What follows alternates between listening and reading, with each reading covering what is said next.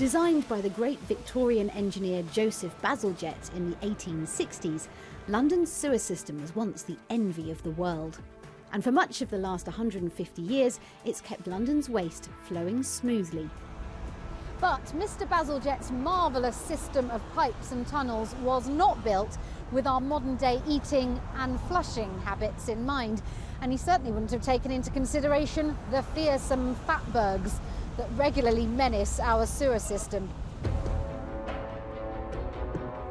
Fatbergs are massive deposits of congealed fat and other waste, and they're cropping up more and more often.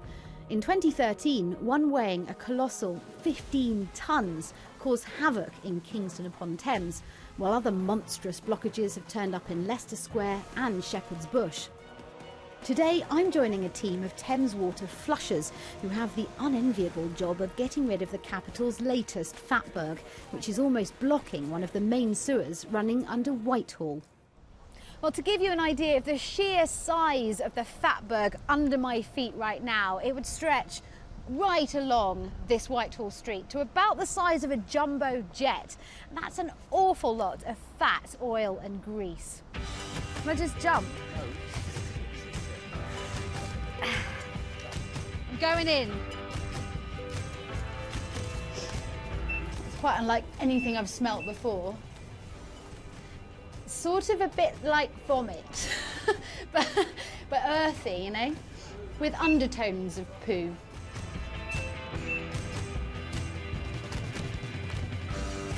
We've all been kitted out with gas monitors, which beep reassuringly to let us know that the air is safe to breathe. It stretches for as far as I can see in both directions, and it's just a congealed mass of fat, oil and grease, mixed in with a whole load of other stuff that really shouldn't be here. Now, this is an old Victorian sewer. It should be flowing with water. Before the fatberg can be washed down through the sewer system, flushers like Gary have the exhausting job of smashing it up into manageable chunks. Ugh. You can imagine what it does. Yeah. I mean, you wouldn't want to see that in your drain pipe, would you? Not really. No. I don't want to see it in my sewer. Once you've broke it through, if you're going against the flow, you just push it behind you like that, and that'll go down, because that's crystal clear down there. And we just work our way upstream.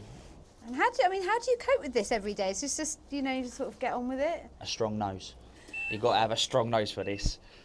But like, you start off, you're like, oh, but once you get used to it, I can't feel nothing now. I can't smell nothing. I think I've burnt my sinuses. Does it ever feel like you're fighting a losing battle? No, it's actually quite a challenge. I enjoy a challenge. I can't sit a fighting battle, because we sit here and you can chisel your way through a whole day of chiselling fat, and you think, oh, I've done quite good. What's your message to people? I mean, how do we stop this? My message is, don't pour fat down a drain. This fatberg has formed in Whitehall because it's right next to the West End, where there are hundreds of restaurants, cafes and hotels, all using cooking oil. Some of these have obviously been slinging their used oil down the drains and feeding the fatberg. But as more businesses become aware of the problems they can cause, there's been a growing demand for oil recycling services. We provide a service to any cafes, restaurants, hotels, office buildings with canteens, basically anywhere that needs to dispose of their used cooking oil in the correct way. Lee's making collections for one of several oil recycling companies that have sprung up in recent years. Today he's picking up from restaurants in the West End. Whew. So in these blue containers, this specific one holds up to 60 litres of used cooking oil. So it can get pretty heavy. I have done roughly 20 collections so far today. The volume ranging from 20 litres right up to 300 litres from one particular restaurant. So you can imagine the amount of oil we're saving from going down the drains.